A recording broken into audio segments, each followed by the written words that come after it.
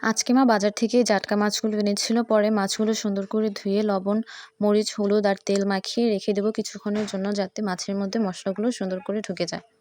মাছগুলো আলতো হাতে মাখাবো, যাতে মাছের কাঁটা হাতের মধ্যে ঢুকে না যায়, কারণ এই মাছের মধ্যে অনেক কাঁটা থাকে। পরে চুলার মধ্যে কড়াইয়ের মধ্যে তেল দিয়ে একটু লবণ দিয়ে দিব, যাতে মাছগুলো লেগে না যায়। তো তেল গরম হলে এক এক করে আমরা মাছগুলো দিয়ে দিব।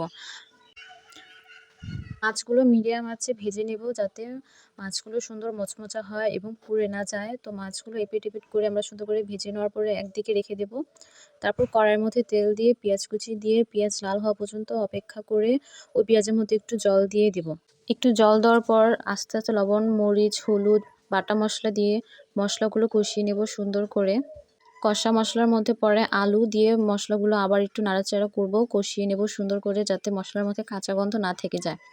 পরে কড়াইটি ঢাকনা দিয়ে ঢেকে দিব, যাতে আলুগুলো সিদ্ধ হয়। তারপর টমেটো দিয়েও নাড়াচাড়া করে নেব, যাতে টমেটোর মধ্যে মশলাগুলি লেগে যায় সুন্দর করে।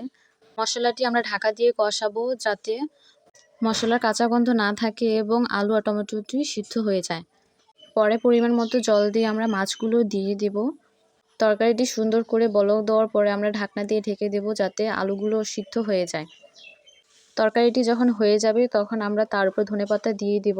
ধনেপাতা দিয়ে সুন্দর করে নাড়াচাড়া করে তরকারিটি নামিয়ে ফেলবো। ব্যাস, আমাদের রেডি সুন্দর জাটকা মাছের তরকারি।